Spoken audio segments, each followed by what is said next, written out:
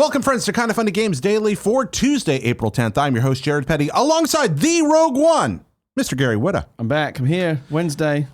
No, Tuesday. No, Tuesday. It's not Whitta Wednesday. This is what a humdinger of a show we are going to have. I warned you before the show that like my head was all over the place, and look at this. Right off the bat, got the day wrong. You know what? The nice thing, Gary, is that Gary at 30% is still, I mean, that's like Iron Giant at 120%. Ultraman at 150%, Voltron at 170%. You are yourself a giant robot kaiju of creativity, and I'm not at all worried if we're only getting 2 out of 5 lions today. Well, I appreciate that. Yeah, Thank you very much. We're going to be fine. We're good. However, today has started. It's already a wreck.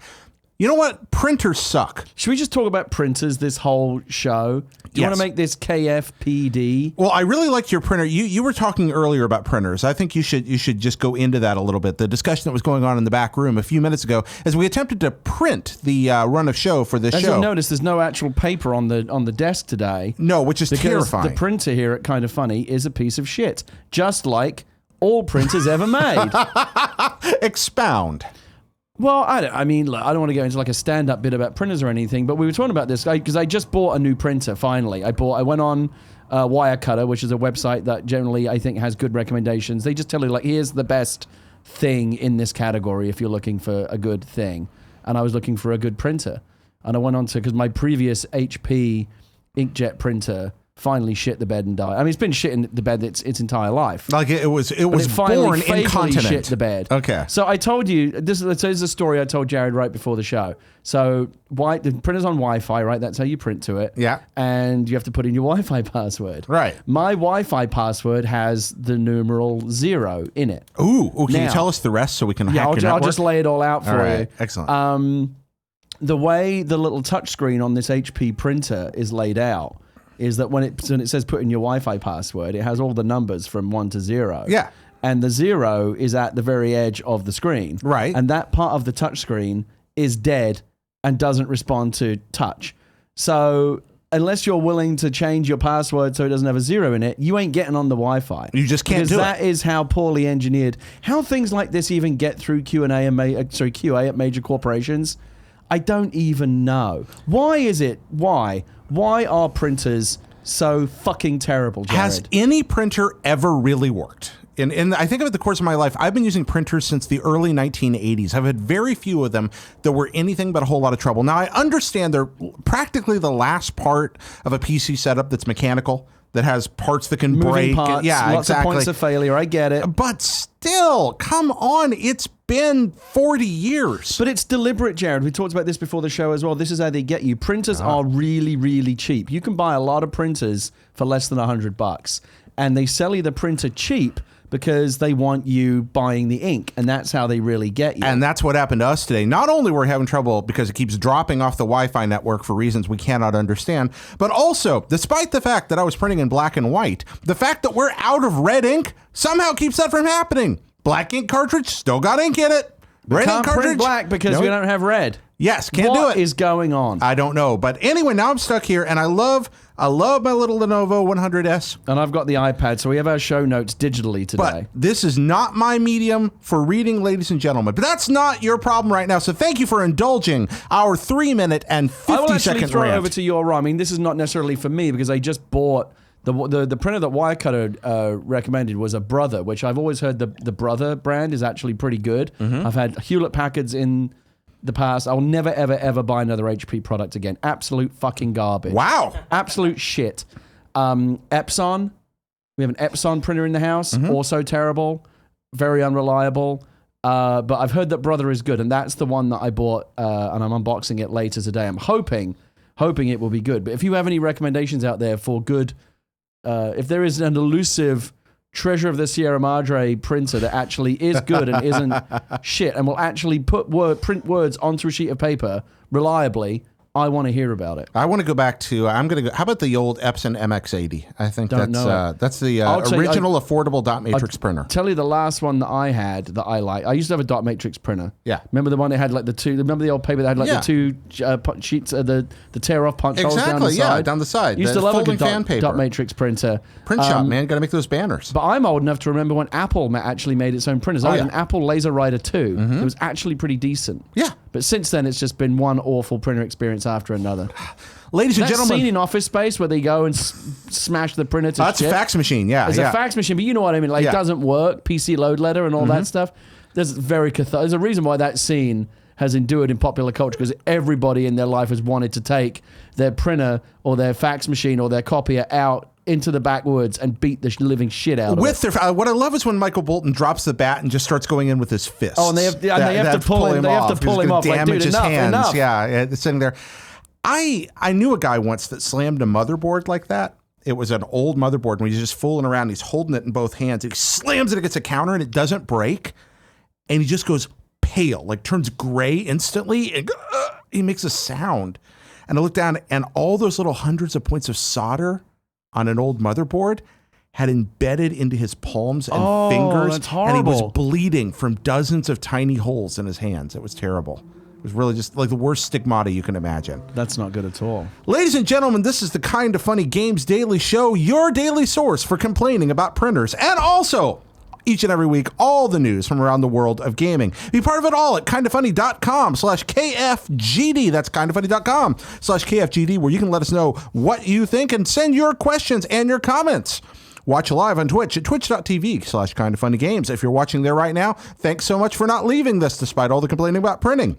Watch later on youtube.com/kindoffunnygames.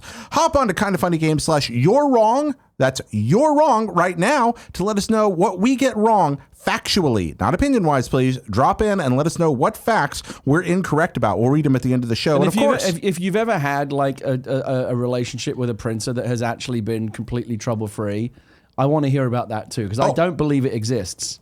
Gary Whitta taking you're wrong off the rails right there. Well, I feel like we can use it for whatever. I think it's good for him. Yep, I like that. All right, so if you've had great printer experiences, we'd love to hear about them. I mean, look, technically, you're wrong that all printers are terrible, and here's why. So you can get in there. I can justify it. Certain products just don't work, Gary. I'm telling you. Printers, video editing software, operating systems, just designed not to function. There's a lot of things that are, they're almost deliberately designed to break, so you have to go out and buy a new one. It's a little weird. Support the show at patreon.com/kindoffunnygames, patreon.com/kindoffunnygames, and we hope you will, because it keeps the lights on and the show's going. All kinds of shows, but right now, some housekeeping. Greg and Tim are going to Mizzou. Mizzou. I want to say Mizzou, but it's Mizzou. It's just fun to say Mizzou. Yeah. But it's for me. Anyway. Missouri. Yeah, out there in Missouri, meet and greet Wednesday, 6:30 p.m. at CJ's Hot Wings on Broadway. That's 6:30 p.m. Wednesday, CJ's Hot Wings on Broadway. Come be in a video. And this episode is brought to you by Brooklinen, but I'll tell you about that later. And now it's time for what is and forever will be the Roper Report. Time for some news. I like you attempting to do the Greg thing there. I tried. How'd it go? It's actually, I think, the closest one that you've done. Okay, I guess I got to keep working on it, you think? I mean, yeah, keep going. It's each time a little closer. I mean, you're never gonna be Greg, and no, I don't want to be Greg. Should Greg. you seek to be? No, I don't want to be Greg. But it's not. But here's the thing: when you don't do the jingle and when you don't do the news thing, people seem to not be thrilled about it. They want you to at least make the attempt. Well, yeah, because I could try I could be like Wallace Shaw and be like, time for some news, inconceivable, or something like that. But it doesn't quite work the same way. Or no, I could go people for want, even when Greg's not here, it feels like people seem to want someone in that chair to at least how many stories, try to have a Greg-like demeanor. What's that? How many stories? Stories? Oh, today? You want to know how many stories? He's trying to move us along. All right. Well, you've got the script in front of you, too. So today on the Roper Report, Five stories. A baker's dozen. 8 times 2 divided by 4 plus 1. 8 times 2 divided by 4 plus 1 8 times stories. 2 is 16 divided by 4 is 4 plus 1 is 5. That's right. 5 stories. Kevin says, once again, how many is that, Kevin? A baker's dozen. There we go. Man's trying to move us along. Only 9 minutes and 20 seconds in. The problem is here that I don't really remember my arithmetic that well, but shouldn't the 8 times 2 be enclosed? Because otherwise you might be looking at 8 times 2 divided by 4. 2 divided by 4 You don't would have be to a half, and then you're looking at 8 times a half, which would be 4. No, you Plus don't. 1, but then plus 1. Wait, you still end up with 5. So No, with that's magic. Multiplication, division, they're interchangeable. Order of operations, the multiplication division are interchangeable. So when is it that you have to like close off the first part of it and do that first before you move on to the next part? As much as I want to engage this, if we stretch this out much longer, I'm reasonably sure that Kind of Funny Best Friends are going to come to the studio and beat us to death with pitchforks and torches. But I thought they liked it when we. Do they like it when we went do off. this? Okay, well. But let's not actually Order don't of have the time to do it operations. today. And if we're gonna do it, let's not do it with mathematics. Let's try and find something more Something interesting. else. Get into the news, Jared. What's the first news story? News story number 1, Morrowind and more to come to Xbox Backward Compatibility. This story from USGamer. Microsoft is gearing up to reveal some big updates at 3:30 p.m. PT today, where it's expected the company will reveal more Xbox games available for backwards compatibility. However, it seems the updates may already have gone live for some games on the Xbox Marketplace, as several original Xbox games like The Elder Scrolls 3 Morrowind are now newly backwards compatible. Stopping the story right there for... Very happy about that. You like the backwards compatibility? I like the backwards compatibility, and I love the Morrowind. We expect Microsoft to make an official announcement for backwards compatible games later today, but the update may already have gone live for some titles. Thanks to Windows Central, we know that a handful of games are already listed as backwards compatible, including The Elder Scrolls 3 Morrowind, Destroy All Humans, MX Unleashed, and Full Spectrum Warrior. Are they doing original Xbox games are also getting backwards compatible treatment, right? Well, that's Morrowind. That's, okay. Yeah. So here's the one that I want, you may not, I don't know if you remember this. You of course remember NFL Blitz. Sure. Everyone remembers NFL Blitz. There was a hockey version called NHL Hits. I don't remember which this. I loved. It was one. I'm not a hockey guy. I'm not I would never play like EA Sports hockey or whatever. But it was a very simple, like, in the same way that Blitz was. Everything was a big hit through the glass. Everything was like was super violent, and it was just crazy arcade hockey, and it was so much fun. And it was one of my fondest experiences of gaming on the original Xbox platform, and I wish they would bring that back because I would love to play that again. Did the guy, the announcer at the beginning, go, Midway presents NHL Hits, the way he did in NFL I think it Blitz? might have been something like because I mean it was of a piece with the Blitz franchise, so it was a similar Sounds glorious. kind of thing. Well, I mean, hockey's a great match for that kind of game. That sounds spectacular. because it's violent, right? And like I said, every hit was like checking the guy like right through the glass into the front row. It was just hilarious. I'd love to have that. That sounds glorious. I never played this, and you missed out because I like NHL hockey hits. games. But what I would played that. love is like for them to bring it back, but at the very least, I would take backward compatibility. Yeah, I want that. I want that kind of Obi-Wan game that's locked away on the original Xbox. I really do want to. What, really? Yeah, what is that? Yeah, there's like an Obi-Wan game that's just on Xbox. That's like the only platform it ever came out for. Oh, okay. Yeah, I'd love to get it in my hands. But Morrowind, for me, that's a big deal. Morrowind is... I mean, yes, Skyrim is a technical achievement of unparalleled heights, but in a way, spiritually, I think I like the big, giant mess that is Morrowind even better. Is that your favorite Elder Scrolls? I think game? so, yeah. Okay. I'm not going to argue it's the best, but it's my favorite. Okay. Did you like Morrowind? I've never really been an Elder Scrolls guy, to be honest with you. I've tried them over the years. I tried Skyrim. And I don't know. I mean, I know they're great games and everybody loves them. It was me, just not my cup of tea. Morrowind is like the most Bethesda game ever. That'd be how I describe it. Okay. It's just big and sprawling and messy and utterly exploitable and fantastic, and this kind of kitchen sink of glitches and amazing discoveries and really cool stuff to encounter and systems that you can totally game, and I love it. It's a really fun experience. Yeah, I'm sure a lot of Elder Scrolls fans will be glad to see this come back. The fact that they have just kept going with this backward compatibility stuff has astounded I got to me. say, they have really they have kept their promises on this. I mean, they just keep delivering more titles every week. So many of these little games. The fact that I can play that awesome little Blood Rain side scroller on my Xbox One if I want to, I love that. It makes me think that sooner or later I am going to get. I mean, sometimes it's different with like sports licenses and things that would hold it up. Yeah. But it makes me feel like maybe one day I will get NHL hits. Maybe one day I will get some of my other favorite Xbox One titles. Any others that? Trying to think, guys. The original Xbox. I remember the other day there was a YouTube video that I watched, and it was the original Xbox UI, the startup. Yeah. You know, it was like being inside like a Borg cube. Yeah. And it felt like almost something from another lifetime that felt so long ago. And I still have my game, like my Xbox Live account that I still have today on Xbox One is from those days. Rad. I've got like the 10-year badge or whatever it is.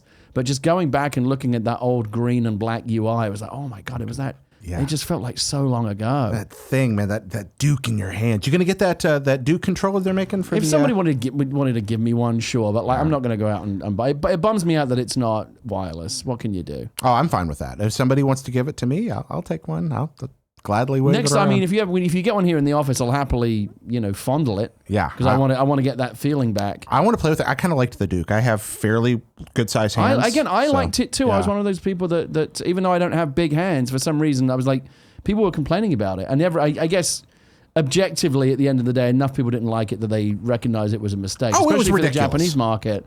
But I don't know. I liked it. I liked it. It was a bowling ball with buttons on it, but I liked it. Yeah. It was. Story number 2 in the Roper Report.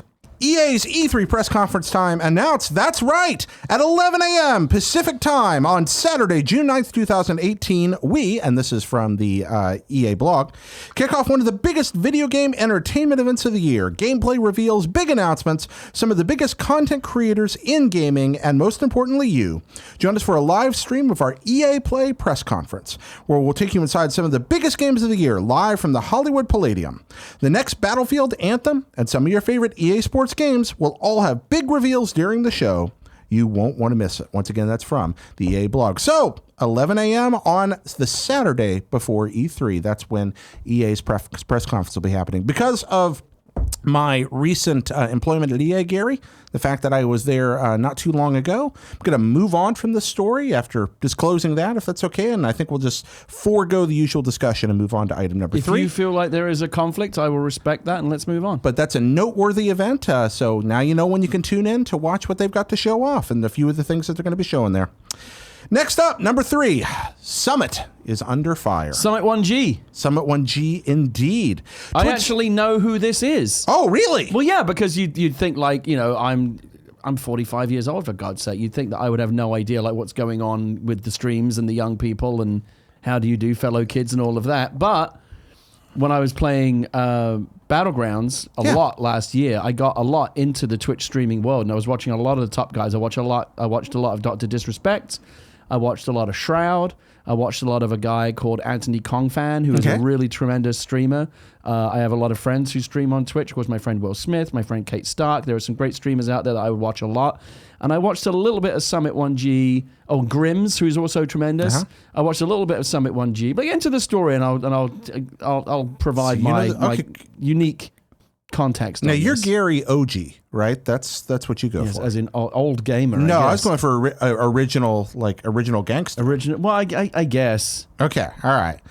Twitch streamer Summit 1G came under fire from his community after streaming Fortnite with controversial YouTube personality Jake Paul. This story from IGN.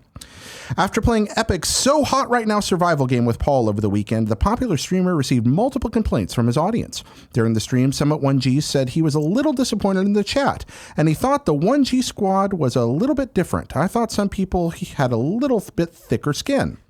I played like 5 end-of-the-night squad games with Jake Paul and his friends last night, he said in a now-deleted Twitter post after the stream. I had fun. Everyone is pissed. And you know what, Twitter? You disappoint me. Sup? I expect apologies raining in quick now. You messed up. You lost me as a fan for this, one Twitter user said. Paul is trash. Summit 1G's subsequent responses to the revolt were defensive, which disappointed fans of his subreddit. Don't care who he plays with, but I unfollowed him today when I saw he was acting toward the people who support him financially, reads the most upvoted comment. Others were more forgiving, with one fan claiming that humans aren't built to deal with the stresses of streamer life. The incident is indicative of the popularity of Fortnite right now. Drake joined forces with Tyler Ninja Blevins last month to play it and smashed the record for most concurrent viewers on Twitch in the process. And the uneasy intersection between outside personalities wanting a taste of it and longtime Twitch streamers, as Polygon notes, search Twitch normies on Twitter for an idea of the backlash. YouTube megastars Jake and Logan Paul only recently signed up to Twitch, with Logan amassing over 100,000 followers a few hours after he made the announcement. Despite their allegedly super young subscriber base, both brothers carry with them no small amount of controversy, with Logan recently taking a month off. of YouTube before filming a recently deceased man who had committed suicide in the Aoki Suicide Forest. Yeah, the suicide forest in Japan. Yeah, I can pronounce that. I apologize for the bad reading here. Reading off the computer with the scrolling on my particular screen. Again, blame the printer. I blame the printer. I really am sorry for all the flubs here, guys, but this is much harder than my normal little setup. So, Gary, you had something to say about this. Well, I mean, just in general, I mean, I think, it seems like it's almost, and I'm not apologizing for these guys at all, because I think in every case they legitimately have fucked up, but it seems like almost every day now there is a new streamer who has somehow screwed up. They said something, we saw PewDiePie get into a lot of trouble recently, rightly so, for some of the language that he used. Ninja got into some trouble. We've seen, Dr. Disrespect over recent weeks has been in the hot seat for, again, comments that they made in the heat of the moment. Again, and the heat of the moment is no excuse. If you say it, you say it. And I understand why people have been unhappy with them. Summit 1G in particular, it's funny, as I was saying, when I went through a period of watching a lot of Battleground streams. Okay. And I had my go-to guys. I watched The Dark, I watched Kong Fan, I watched Grims, I watched my friend Will, I watched my friend Kate, I watched, there was a whole bunch that I watched. There was a guy called Happy Toast that I really enjoyed watching. And what That's a great name. And what I generally look for is a combination of good play, high-level play, because you want to watch people who suck. I can watch myself play if I want to do that. Well, as someone who sucks and occasionally streams, I take offense at that. Well, sometimes it's fun to watch people suck. Like Giant Bomb and Waypoint have a thing called Awful Squad where it's fun. They suck in a fun way. Exactly. But I was trying to improve my play. So I wanted to watch people that were good so I could pick up tips and tricks and stuff. But I also want someone that I like listening to, like a fun personality. Yes. And The Dark has that. Grims and Kong Fan and Shroud and Ninja and all these guys have fun personalities, and I generally enjoy watching them. Summit, who would be in that category of top players, I never enjoyed watching him because I found his personality to be very abrasive, and he spends a lot of time dissing the people in his chat. And so when I saw this here, the way that he reacted, going like, "Oh, you fucked up because you didn't like what I did," as opposed to maybe he fucked up by having a deeply toxic personality who a lot of people hate on his stream. He seemed to put that reaction like somehow they were wrong. It is like, could it be me who's wrong? No, it's the children who are wrong. Like I can't possibly be wrong here. And it definitely tracks with the way that I've seen him interact with people on his stream. Kind of abrasive, kind of dissing people in the chat, calling them idiots and stuff. And I'm like, this is not, he has a huge community, so what do I know? Yeah. But that doesn't seem to me like a great way to foster a positive community on Twitch. And that's why I wasn't, even though he's a very good player, I wasn't able to watch him because I just didn't like the guy. Do you think it's that he's trying to have a shtick where he's constantly? I don't know. I mean, a lot of these people play. I mean, obviously, Disrespect is playing a character, but most people that I know are just being themselves. And I don't know whether I don't know how much of it is amplified for the audience or whatever. Like sometimes there's a bit of kayfabe that goes into this, right? But I don't know. I got the impression that he, I don't know, just has like this slightly abrasive personality. Again, maybe some people like that, but it's not what I'm looking for. I'm increasingly looking for positivity, like fostering, happy communities and people that all enjoy hanging out with one another. And this anecdote here, this episode, tracks with my own experience of watching him on Twitch. I do think it's good. I mean, you and I work on mic and live in constant terror because of that, because you do have to be aware. I mean, this show is streamed live right now. This goes out live. Exactly. And we could easily say something we immediately regretted. That is something that could happen. Yes. We work hard not to do that. I have certainly said idiotic things in front of people many times in my life, and I'm sure I will do it again at some point. But I do find that genuine contrition often happens in the moment, and that it's helpful for somebody, I find, in a situation where they're being subject to widespread criticism, to take the time to stop, think, and go, hey, wait a minute, if this many people are upset, maybe I did make a mistake, and to be able to respond to that quickly. And what I'm seeing here isn't an example of that happening. And this isn't doubling down. Yeah, and this isn't the dog pile on Summit, but I do think it's interesting to see as a new kind of internet celebrity is emerging right now. Yes. That's poised around audience interaction in the most immediate way possible. And we are seeing this convergence between internet celebrity and, the Drake thing obviously was seen as kind of a watershed moment in Twitch. And we're seeing more and more legitimate celebrities coming, like Fortnite and Battlegrounds, and bringing these games are now so massively popular in the mainstream that we're seeing real celebs come in and playing them and attracting. I mean, Twitch is obviously loving it. That Drake thing that happened, they loved every minute of that. And they would love to see more people. Famous people come in and play these games on their platform. But with it comes things such as we are seeing right now. It's like with great power comes great responsibility. And again, I'm not going to dogpile. I've done plenty of dumb things in my life, but I do think that maybe when you go into it, it's not like this just happened. He could, you understand you're going to have Jake Paul on your program. You should probably have a good idea of how you want to positively engage your audience about making that decision. Because there are ways you could have spun that conversation in a very different direction and produced a different result. Yeah. Story number 4.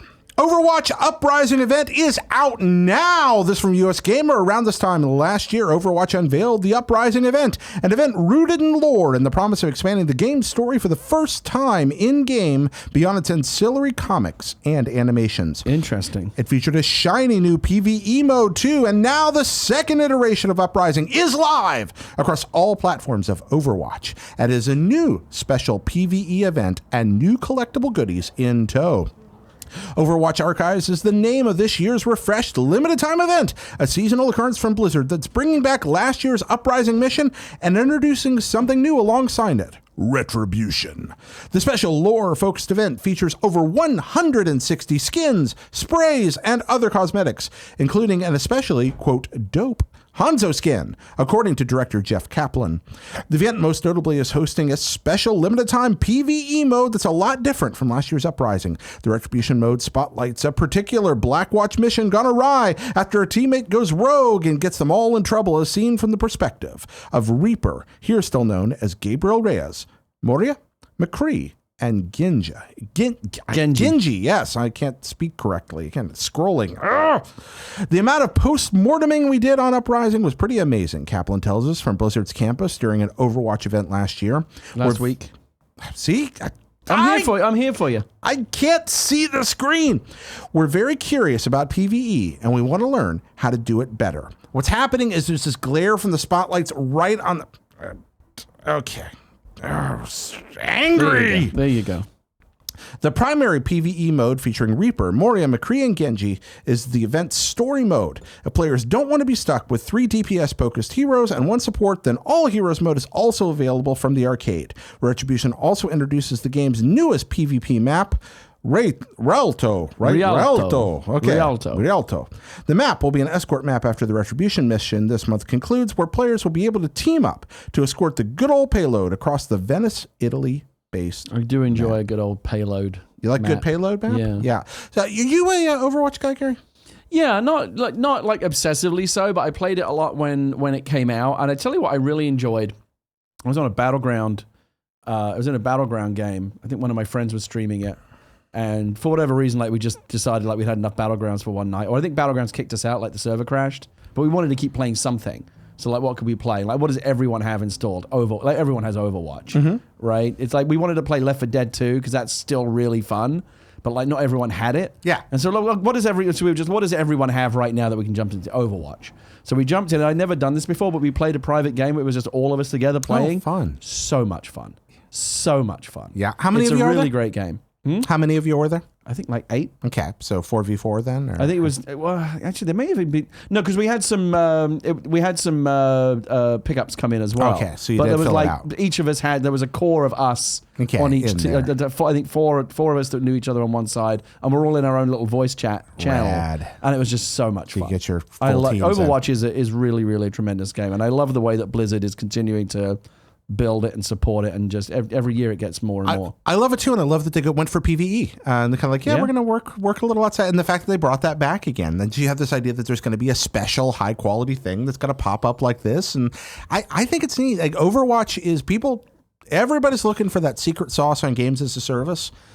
I think Overwatch just sets the bar with the quality of what they continue to bring out. Blizzard, I think, just continue to set the bar across the board. And what I find interesting here as a story guy, I've always felt that what they did with Overwatch was very clever. You know, Blizzard, or everything that Blizzard does has a lot of story and world building and mythology and narrative and characters.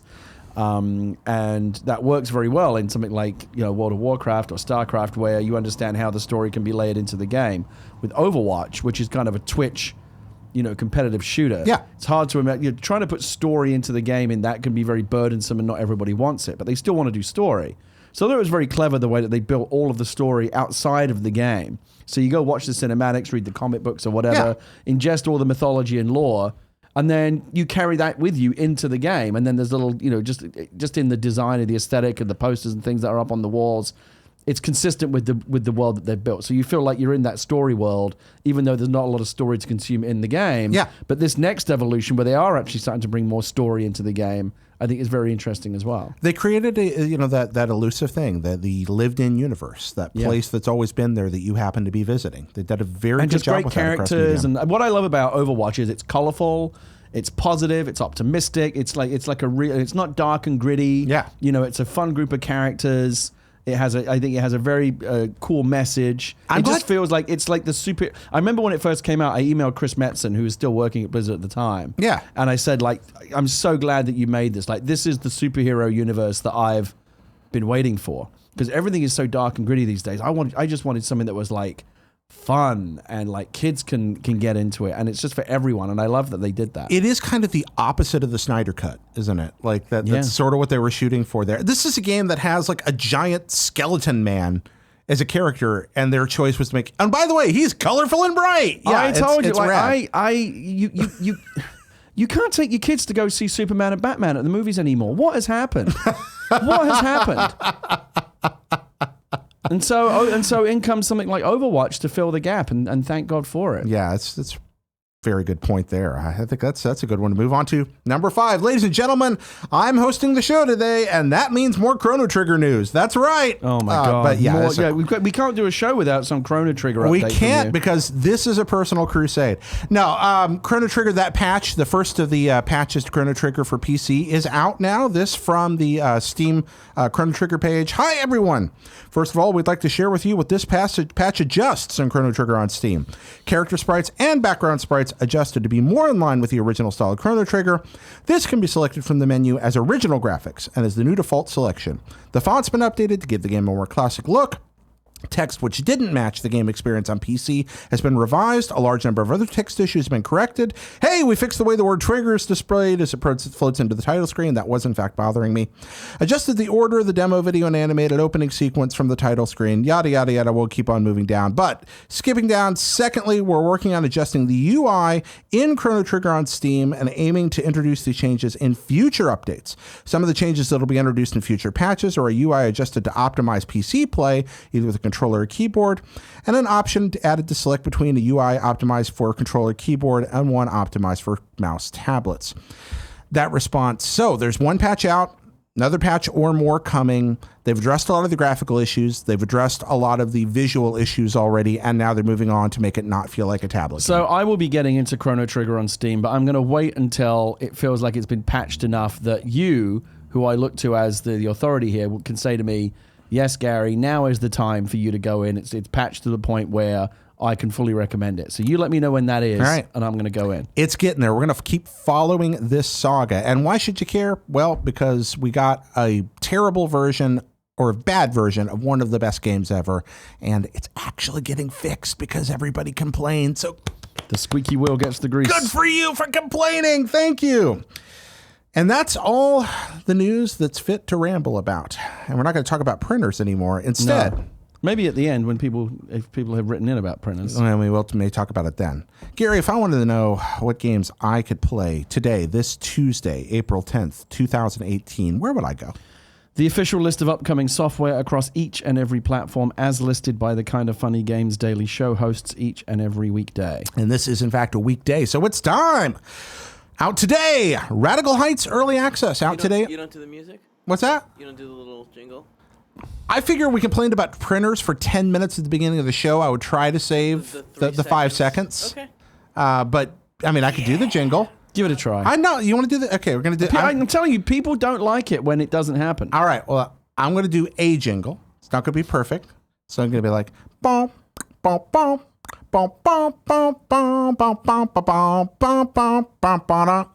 Yeah. See, I think it's I think that's right. I think rather than try to emulate Greg, you should carve your own groove and do your own thing, your own jingle. right. I like that better than trying to copy Greg's thing. Well, I stole that one from something. That's some 80s pop song. I'm pretty sure that. No, it's yeah, it's a 70s thing, I think. Oh, did you know what that is? I don't know what it is, but I've heard it. I do recognize it. We've somehow stretched this to 90 seconds. Radical Heights early access on Steam. Hey, that's that new there game. I saw that the other day. I'm interesting about that. So my good buddy Cliff over at Boss Key, Lawbreakers, has unfortunately, it didn't set the world on fire the way that they hoped, but they're now moving on to this other thing. And I don't know at what point they made this decision. I guess, Battlegrounds has been around long enough now that we are now, and has been a phenomenal success, and now Fortnite after it, that enough people are now looking at going, well, shit, we got to get on this train. Yeah. And so here comes another Battle Royale shooter. Another Battle Royale? And you say to me, here comes another Battle Royale shooter. And I go, yes, of course. I roll my eyes a little bit. But I do, from the little I've seen, I do like the kind of the 80s Smash TV game show vibe that they've given this one. This might be enough to kind of make it stand out. It looks pretty cool. I looked at it. I was like, yeah, I play that. And I think I'm going to give it a try. I'm going to give it a try as well. As a matter of fact, I'm glad you brought that up, Gary, because if we skip down a little here to Ron, who wrote to us at kindafunny.com/KFGD, just like you can. Ron asked, yesterday on the show, on the topic of Battle Royale games, Tim mentioned that copycats could be successful, referencing how many military shooters released after Call of Duty 4. However, besides Counter-Strike, Battlefield, and Call of Duty itself, which were already popular pre-modern warfare, there were really very few successes.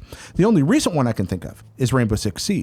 Do you think it's possible only PUBG and Fortnite could be the only major Battle Royale successes? What are your thoughts on that, Gary? I think there are more to come. I said even before Fortnite came along and had its success, when PUBG was like first really blowing up, I said, I guarantee you, and I still stand by this, I think you're going to see the first real glimpses of this at E3. I guarantee you, EA, Activision, Ubisoft, so whether it be Call of Duty, whether it be Medal of Honor or Battlefield, Battlefront, and Ubisoft, I think they'll probably do it through the Tom Clancy avenue. Mm-hmm. If a year from now, all three of those major companies don't have a Battle Royale play, I will be shocked. It's very easy to walk into a meeting, I think, and look at a group of money men and say, hey, see this big thing that's happening? Yes. See this big thing that's happening? Yes. Fortnite's exploding. PUBG's exploding. We have great properties. Let's get in on it and get your money. So I tend to agree with you that it's very likely to happen from at least some major outlets. It's such a reactive business. As Wayne Gretzky famously said, don't skate to where the puck is. Mm-hmm. Skate to where the puck is going to be. And PUBG skated to where the puck was going to be. They put the puck there with the innovation that PUBG and prior to that H1Z1 King of the Kill, I can't remember what they call it, but those were the first games that really demonstrated how the 1v100 kind of Battle Royale system could revolutionize what has frankly become quite a stagnant genre, the shooter genre.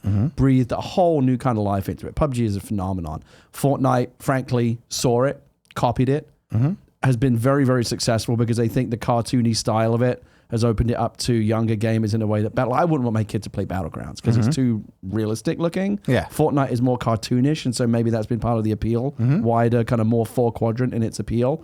But you're right. I mean, if not right now, then certainly at some point in the last 6 months, there's been a guy in a suit pointing at a pie chart saying, here's the money that is being made in Battle Royale. We need to get in on this. And with a large amount of volume, if you've got one or more major publishers deciding to hop in on that or major developers deciding to hop in on that, that probably means there's another success out there waiting to happen. Well, because, I mean, the one benefit that the EA and Activision and Ubisoft type companies of the world is they have their brands, right? EA has Battlefield.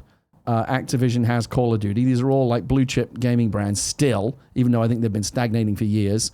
And Ubisoft has all of the different iterations of the Tom Clancy license, which seems, whether it be Ghost Recon Wildlands or The Division, one of these games is getting Battle Royale. I guarantee it. I would stake my reputation on it. You will see one or all of those big franchises bringing in a Battle Royale mode. With a lock. Right there. It's a lock. There we go. Other games coming out today. Extinction for PS4, Xbox One, and PC, which I keep wondering about. You have know an what that interest in is. Extinction? No, what is it? Extinction is this thing that I keep getting messages about, and like I need to just dive in and find out more about it. It's a full price major release game that has somehow completely slipped under my radar. It has something to do with big giant things running around, and that's all I know. Okay. So I want to jump in and find out a little more. Masters of Anima for PS4, Xbox One, Switch, and PC. Owlboy for PS4 and Xbox One. Yay, play Owlboy. It's awesome. Project Nimbus, Code Mirai for PS4. Regalia of Men and Monarchs, PS4 and Xbox One. Robocraft Infinity for Xbox One. Rick and Morty, Virtual Reality for PSVR. Starlit Adventures for PS4. Super Amazeballs for PSVR. Super Daryl Deluxe for PS4, Switch, and PC. And Time Carnage for PS. VR. A lot of PSVR games still coming out. Yeah, a lot of it's exciting. It's pretty groovy. I moderated stuff. a panel at Silicon Valley Comic-Con over the weekend. It was a video game development panel, and we had a lot of developers on the stage. And I went to audience Q&A, and one of the people came up and asked about what they thought the future of VR was. And one of these developers who'd worked in VR for a long time just went on an absolute like Howard Beale style rant against VR about how it has not fulfilled the promise at all. It's a money pit for developers, which I think is totally true. Like the quickest way to lose money in video game development, right, is VR. Is that because of the small size of the platform versus the resources necessary to make the game? Yes, and I think we're at a point now where there's a lot of cynicism starting to come into VR. I mean, I was a big believer in VR when it first started. I haven't put the headset on in ages because like there's not that much worth playing. And it remains to be seen. I think, Facebook is a big enough company that they're not going to just let it die. I do think the new Oculus Go, the all-in-one headsets coming out soon, could be what the platform needs right now, because you've got to get away from the wires and it's really expensive. But for right now, I'm not excited by a lot of the stuff I'm seeing in VR, and I worry because I do believe I want to believe that we're going to get to the Ready Player One level of experience, and we have to push through these early, difficult kind of birth pains that VR is having right now. It's still a very small install base. I mean, it's hard to sell software when there's not a lot of platforms out there that can use it, or people don't have the equipment. And I think that's going to be well. That's why I think challenge. The Oculus Go is going to be a big deal. $199, totally self-contained. You don't even need to like put your phone in there or anything. It's just going to hopefully slap it on and it's going to work. And that won't be as rich as an experience as you might get with a $1,000 Vive Pro. Yeah. But again, who's buying the $1,000 Vive Pro? No, I was won over to VR. They used to, when I was in the 90s, they hauled these giant units around video arcades in America when those still existed. Virtuality, I remember it well. And you played it too then. Terrible. Okay, yeah. But I was won won a big over. stupid helmet. Yep. And you stood in this big ring. Yep. And it was like a Mech Warrior kind of game. There were two right? kinds. There was a Mech Warrior one, and there was one where you shot a gun at a pterodactyl. They were both bad. But when I took it off, I was won over. I was like, this is the future. I'm all in. HoloLens, I got to play around with a couple of years ago, and it still just impressed me to death. I thought it was fantastic. Yeah, I haven't tried it, but I know, again, the same developers that are saying VR is a boondoggle and it's going to go away are much more bullish about AR. They think AR is actually going to be the future. Well, AR and VR are not as far separated as we like to treat them. And I think that frankly, I think that those two things are they're hand in hand, and I think they'll develop alongside one another. It's coming. Give it time. May not be here yet, but it's coming. Couple of new dates. This one, a bit of passion for me. Etrian Odyssey Cross. This coming from Twinfinite. Atlas has officially announced Etrian Odyssey Cross for the Nintendo DS. This dungeon role-playing game is the next installment in the series, featuring a crossover of 19 classes from the previous entries. On top of that, there's a brand new hero class. The break boost system from the second game, woohoo, will also be returning to Cross, as well as the expanded character creation system from the fifth game, once again from Twinfinite. Similarly, you also use the portrait artwork used in previous games, making for an interesting crossover experience. Etrian Odyssey Cross will also feature the largest number of maps in the series to date, set in the remote island of the distant sea, Lemuria. That said, Atlas will be revealing more information about the game in the near future. All that said, it still remains to be seen if they plan to bring the title over to the West. Etrian Mystery Dungeon 2 originally launched last year and is yet to receive a localization localization announcement. Meanwhile, the 5th game launched in the West more than a year after its initial release in Japan. Etrian Odyssey Cross is slated to release August 6th in Japan. You ever played an Etrian Odyssey game? No, this is all Greek to me. They are dope. Etrian Odyssey games are fantastic. Okay. They are these marvelous, out-of-the-eyes, old-school dungeon crawlers. All right. With a beautiful artistic aesthetic, groovy music, ridiculously deep mechanics, fantastic level design, which is what really sets them apart from most 3D dungeon crawlers. Okay. And most especially the fact that they use the DS in this really interesting way where the top screen is your interface. The bottom screen, you're doing your own mapping as you go. And the So mapping, it's not like an auto map. yeah, it doesn't auto map. It has some auto mapping help, but ultimately you're doing the mapping, and that isn't as boring as it sounds because it becomes a very important part of how the mechanics end up playing out later in the game. It's really, really cool. I miss the old days of making your own maps on graph paper and stuff like that, as we had to back in the day, right? Yeah. You kind of made the map as you went along. Well, you got your virtual graph paper right there, Right. and all these, they use it in such creative ways, Gary. I recommend as an entry point to the series Etrian Odyssey 2, which is one of my all-time favorite video games. Okay. And so this cross, really exciting. All right. Also, hard. See, that's not a plus for me. Not impossible, not unfair, not arbitrarily difficult in some old school Yeah. dungeon crawler way. Yeah. But it's that constant tension between overextending. You know, I want to go a little farther, want to get a little more, and then being like, I went a bridge too far. Oh, I'm no. hearing you. Yeah, a lot of that. Other one very quickly, Mega Man X Legacy Collection dates. This from IGN. Mega Man X Legacy Collection 1 and 2 will be released in July as detailed in a post on Capcom Unity.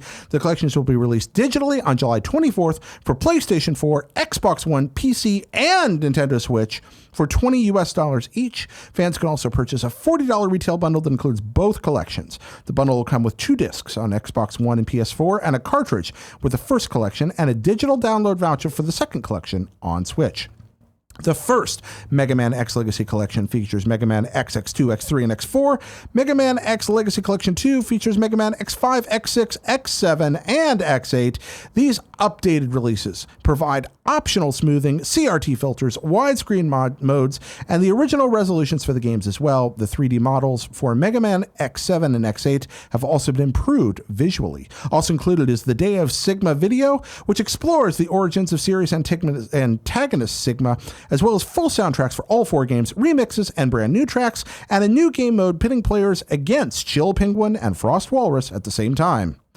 Aiden asks, Mega Man X Legacy Collection has been announced, but I see no mention of 3DS. Will it be released on the 3DS? My daughter has a Switch I could use, but it's not my preference to play, especially 2D side-scrollers. I assume he's talking about that because of the stick. What do you think, Gary? I think good times ahead for Mega Man fans. Good times ahead for Mega Man fans, indeed. In response to Aiden, I don't think it's going to come to 3DS if they've bothered to put it on Switch. They could, I suppose, maybe as a download, but I think it would have come along with this announcement if they were going to do it. I don't have any inside knowledge on that, but we've all been asking for that move to Switch, and now that move to Switch is happening. So I think what we hope for is that snap-on D-pad for the left side that we all desperately want deep in our hearts. I don't know. I want it. Do you want it? No, I've never really thought about it, but it would certainly it would be something that Nintendo could easily do it, right? Because, like you said, it snaps on and off. Yeah, Just release one that has the extra bit on it. Yeah, just a Joy-Con with a D-pad. Yeah. I would really love that. That would be a nice thing to have. I'm hoping we get something like that maybe around when Smash Brothers comes out, but I don't know. Well, kind of in the same way when they refresh the 3DS and put the extra the little thumb pad on it. Yeah. Yeah. I like that. Ooh, that's exciting. Remember the Frankenstick for the 3DS? No.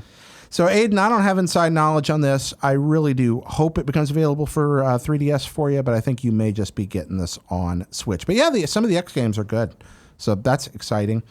We're going to move on down here to Reader Mail, which is brought to you today by Brooklinen. That's right, by Brooklinen, because you spend a third of your life in your sheets. Gary, do you spend a third of your life in your sheets? I guess I do. Like we all spend a third of our life asleep, right? And if you sleep in sheets, then that would be the case. Do you sleep more than a third of your life? Whenever possible, yes. Yeah. I think that's always the veteran move. If at all possible, you sleep as much as you can, and you can get better sleep in the best sheets. And the best sheets are available at brooklinen.com. Greg Miller, he loves Brooklinen. He picked up his navy sheets and white comforter with navy polka dots. Jen was very impressed that he was able to pick out cool-looking sheets without her. The best, most comfortable sheets with no big markup. I don't have my Brooklinen sheet yet. Do you have your Brooklinen sheets? No. I'm going to get my Brooklinen sheets. I'm very excited. I still got to pick out my underwear, too. There's all kinds of very important stuff to pick out right now. Most bedding is marked up as much as 300%, but Brooklinen is the fastest growing bedding brand in the world with over 15,000 5-star reviews. Brooklinen Sheets named the winner of the best of online bedding category by Good Housekeeping. All kinds of colors, all kinds of patterns available.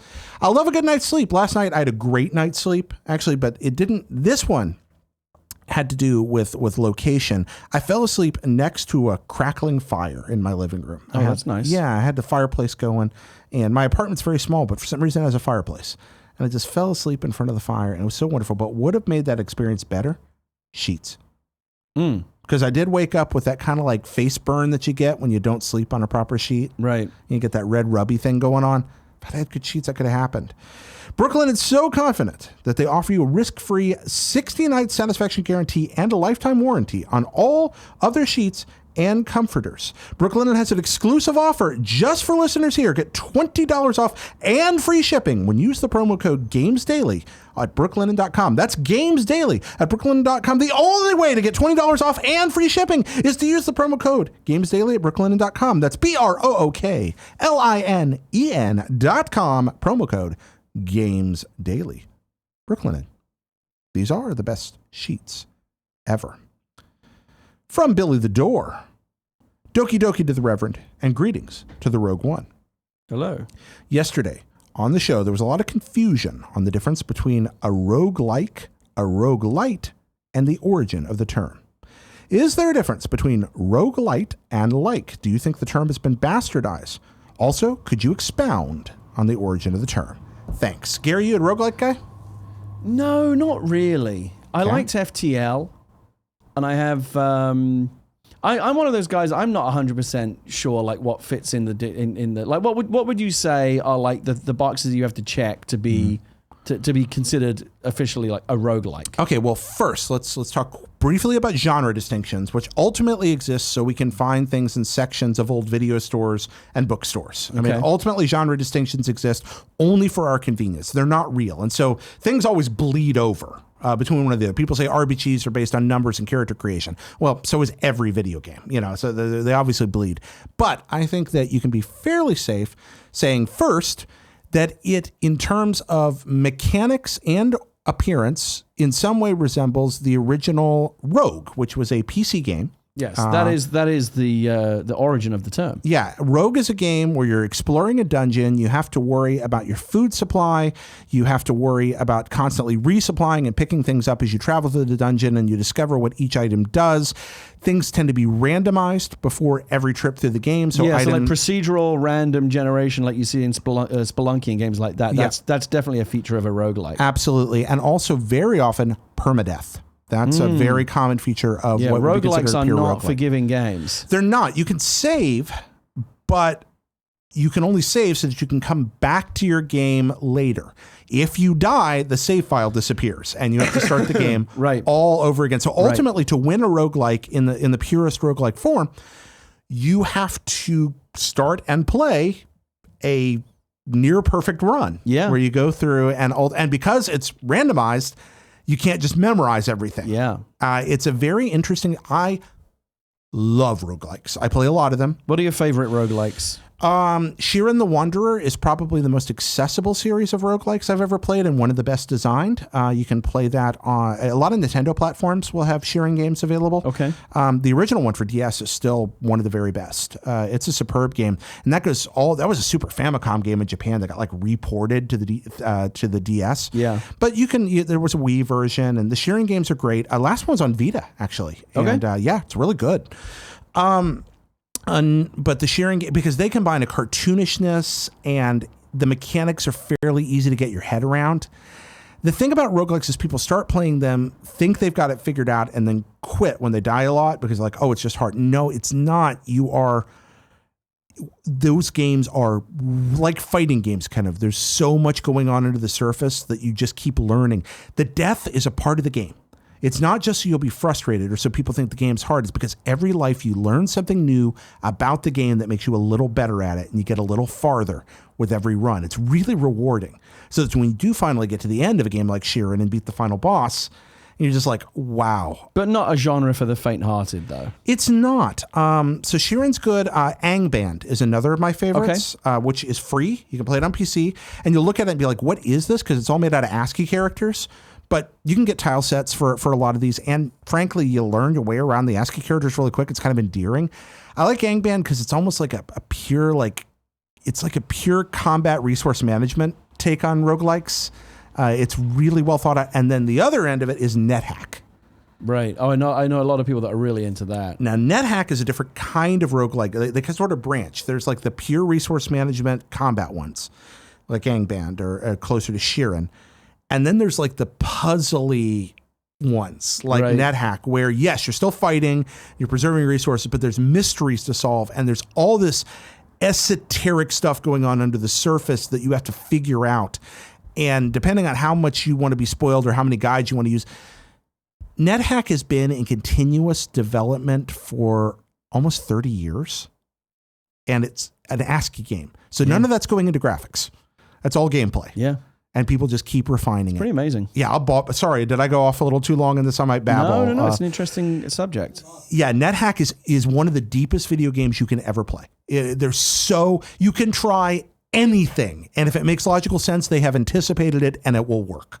Like there's one of the classic examples is that, you might have a blindfold on, and because you got a blindfold on, a cockatrice that would normally turn you into stone doesn't turn you into stone. So you can pick it up and then you can use it to turn other things into stone. But because you're blindfolded, you get to a staircase and you don't see it and you fall down the stairs and you break your neck, but you're wearing it. It's that kind of layered. Everything works so crazy. NetHack and Angband both have really cool versions of that going on.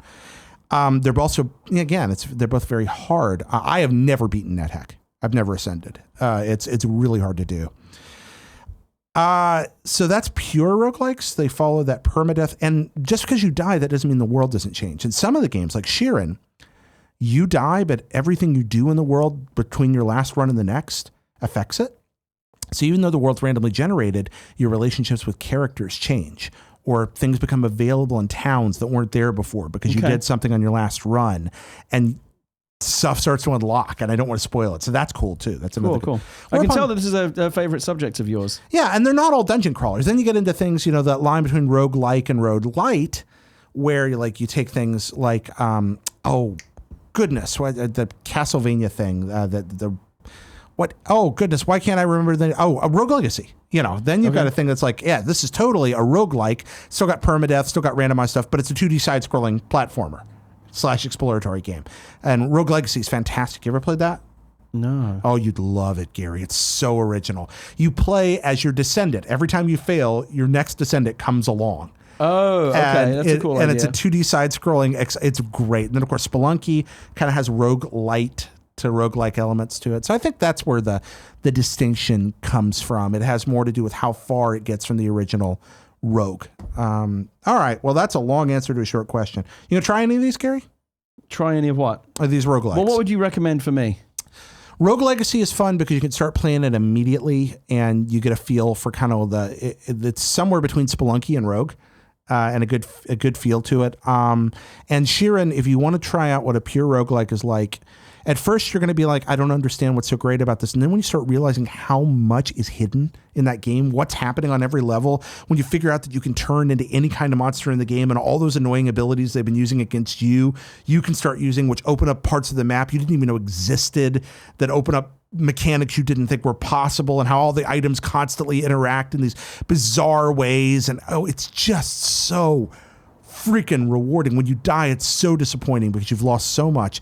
And when you win, it's so rewarding because you really beat the game. There is nothing like that. As much as I've said many times over the years, my game tastes have kind of moved away from hardcore challenge, and I just kind of want to be a content tourist and experience a good story and kind of blast my way through bad guys and not have to I don't like getting stuck in games anymore. It's just frustrating because I don't have time to get stuck. Like, I just want to keep moving forward. But you're right. Back in the day when I used to play games that when I was still like had that edge, and I was pretty good at playing games.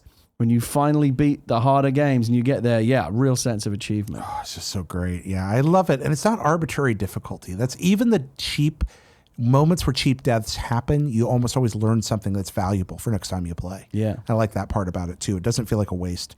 Squad up! LightningHatNH on PS4. I've been getting into the Elder Scrolls Online recently because of all the content in there and the itch to explore in the universe. I'm pretty new at the game though, so I thought it'd be fun to start with some best friends if anyone misses the Elder Scrolls games. Once again, that's LightningHatNH. That's LightningHatNH on PS4. I did not know that the Elder Scrolls Online was still going. Well, I'll be.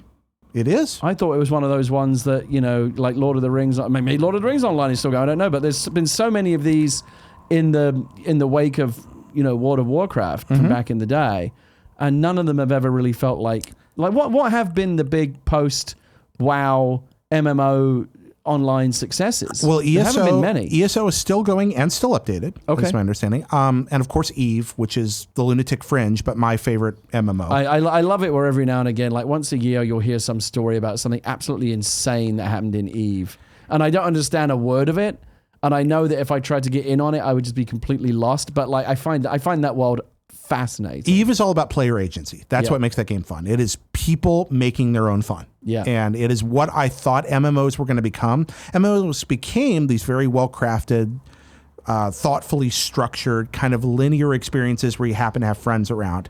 Eve is just like, what would happen if we just gave players license to do pretty much anything and hang out and build their own societies?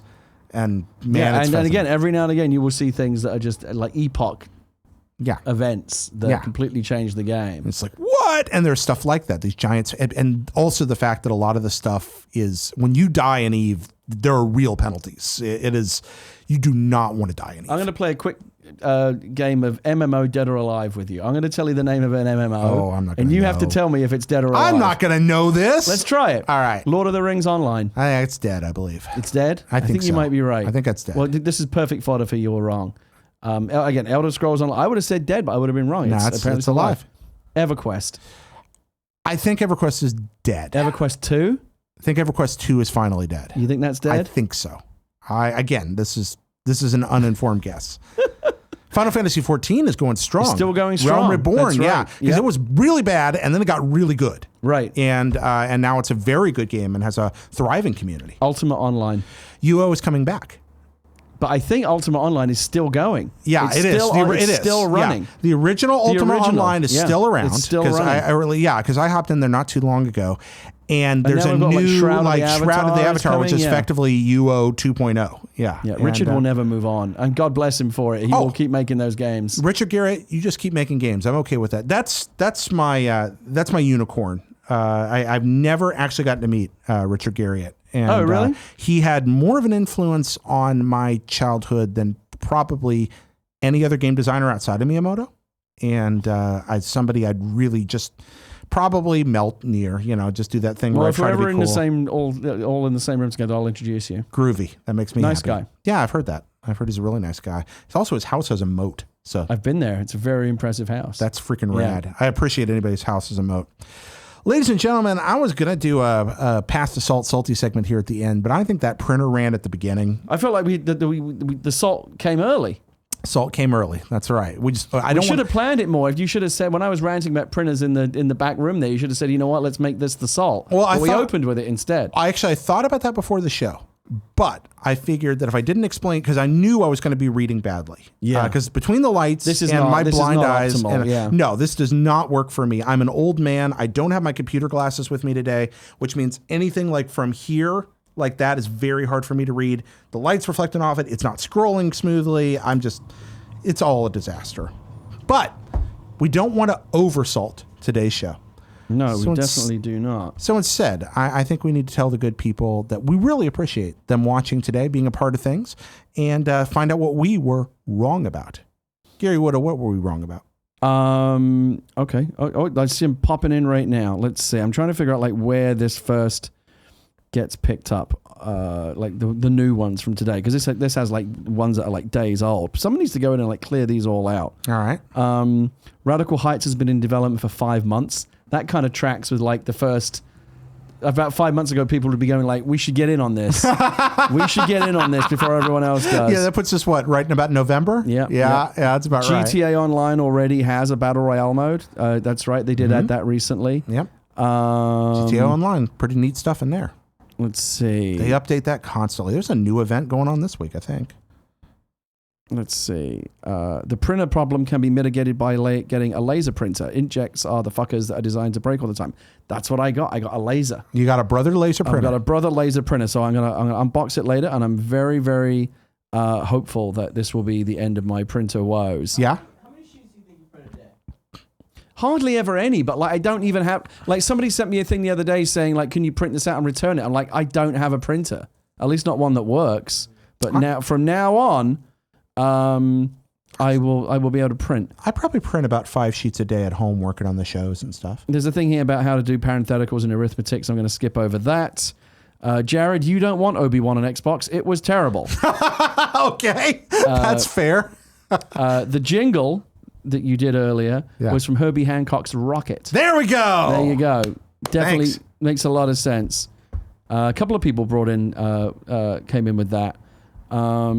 Microsoft does not add Xbox or Xbox 360 games to the backwards compatibility program on a week. I said like every week. They don't do it. No, week. it's not every week. week. But they're regularly enough that, again, it's quite impressive. Quite regularly. Yeah, you check Major Nelson's blog. It seems like something's always popping up there. According to isitdownrightnow.com, you can still connect to the servers for Lord of the Rings Online. Wow. For the MMO, Lord of the Rings Online, Dungeons and Dragons Online, still alive and kicking. Oh, there we go. And let's not forget Guild Wars 2. Remember Guild Wars? That's still going. Gosh, Guild Wars 2. Now you're just opening up whole worlds of what was it wasn't Guild Wars. What was the free one?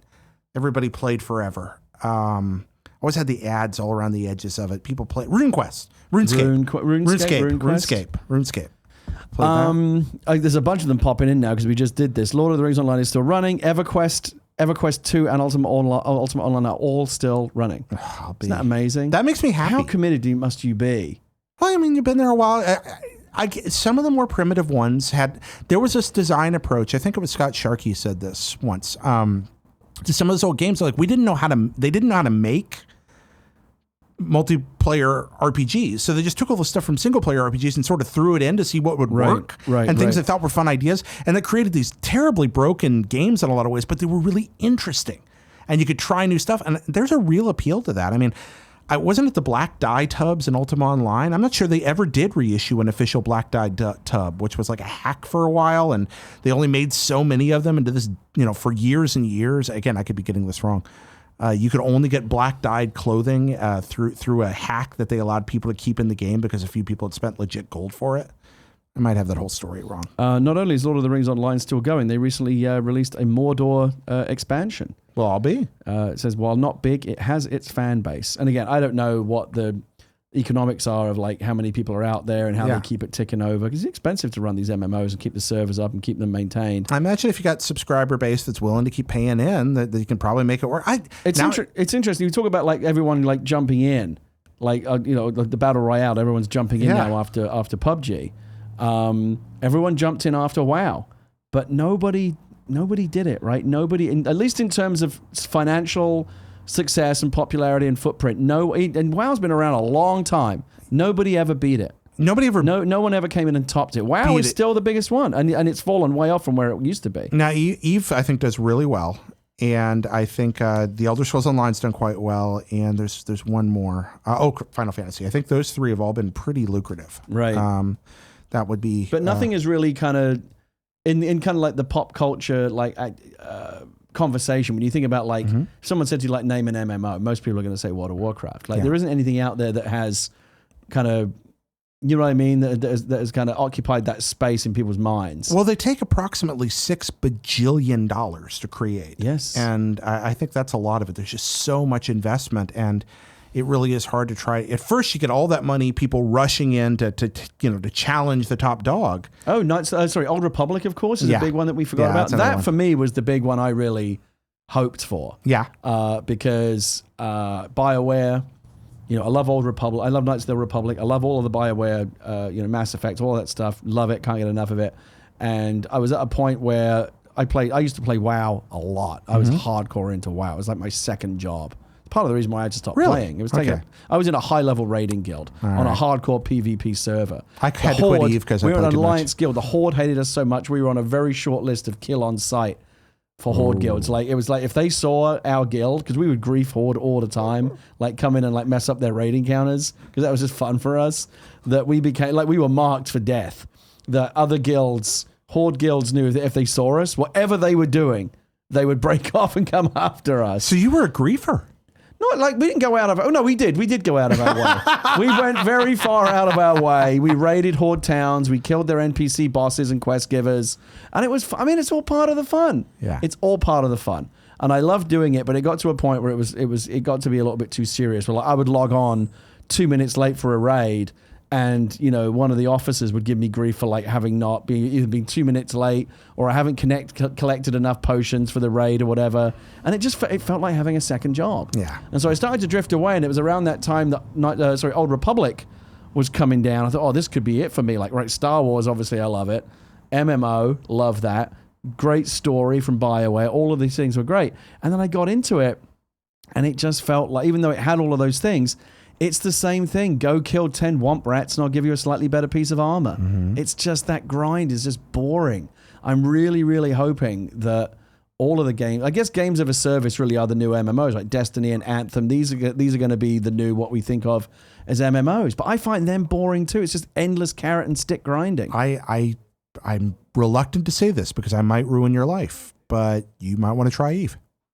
No, it's too not hardcore. That. It's not that. I know it isn't, but it's also a lot of other things that I probably would find too difficult to get into. It is. I've come this close to get into it on a number of occasions, but like again, I don't have the kind of life that could sustain what that game would require of Well, me. if you want to be in a top corporation, sure, but you can still have a lot of fun in EVE and not be deeply embedded. Yeah, I mean, maybe you're right. That was always what I was never ever deeply embedded. It's a dangerous conversation. The last thing my life needs right now is a time sink MMO.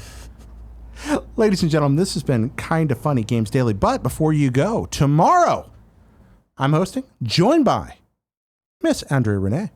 Very excited about that. Fresh from the Games Beat Summit. She's been down or up, I should say, in Tiburon, hosting the Games Beat. She has indeed. Video Game Industry Summit. This will be our first time hosting the show together. Very excited about that. Feeling good about the chemistry that's going to work out? Feeling great about the chemistry. As a matter of fact, to do a little self-plugging, but if you want a preview of what's to come, pop over to What's Good Games. I visited this week on there. Oh, okay, and you can get a feel of what Andrea and I are like on camera together. Sampled the chemistry. We've done this before, exactly. Right, okay. So it's kind of groovy. And I think it was a fun episode, too. So we always want to support What's Good Games I've here. seen you popping around guesting on a lot of stuff lately. I try to do that sometimes. I kind of started this whole like video podcast thing and I quit my job and I'm trying to survive. So yeah, you showing up on other things really helps. Yeah, trying to drum up that support. This is the real thing. Kind of is a job. Yeah. So that helped. But yeah, it's a fun episode. What's Good Games is one of my all-time favorite podcasts. It's a great show. Recommend you check it out if you don't regularly. Hop over there right now. Take a look at what's going on. And tomorrow, Andrea and I will be here. Gary, this is a pleasure. Always. What is it, 3 weeks in a row now we've done this? I think so. Still loving it. Let's just keep at it. See you later. May the force be with you.